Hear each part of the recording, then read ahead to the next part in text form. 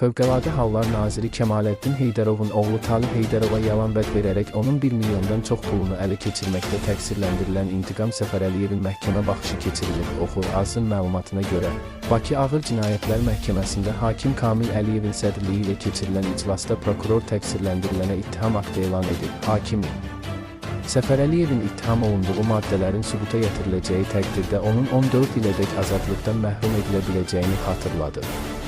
İntiqam Səfərəliyev özünü elan edilmiş ittihamla təqsirli bilməyib. Məhkəmə İntiqam Səfərəliyevə sərbəst ifadə vermək təklif etsə də, təqsirləndirilən şəxs indiki mərhələdə bundan imtina edib, vəsatət təmin olunub.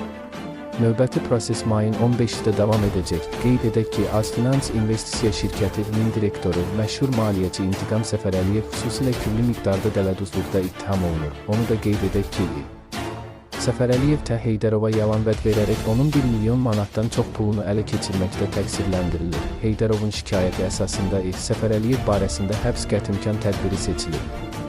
Ona sanksiyasında 10 ildən 14 ilə kimi həbs olan Cinayət Məcəlləsinin 178, 4-cü dələduzluq, xüsusilə külli miqdarda törədildikdə maddəsi üzrə yekun ittiham verilir.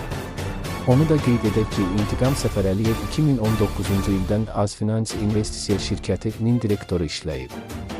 15 ildən çox idarəçilik və pul vəsaitlərinin idarə edilməsi təcrübəsinə malik iş adamı Heydərovlara aid olduğu deyilən AFB Bankın Müşahidə Şurasının üzvü və başqa vəzifələrdə də çalışıb. Xatırladaq ki, ötən prosesdə Səfərəliyev barədə seçilmiş həbs qətimkan tədbirinin ev dustaqlığı ilə əvəz olunması ilə bağlı məhkəmə qərar verərək o iclas zalından azadlığa buraxılıb. Elgin Həsənov.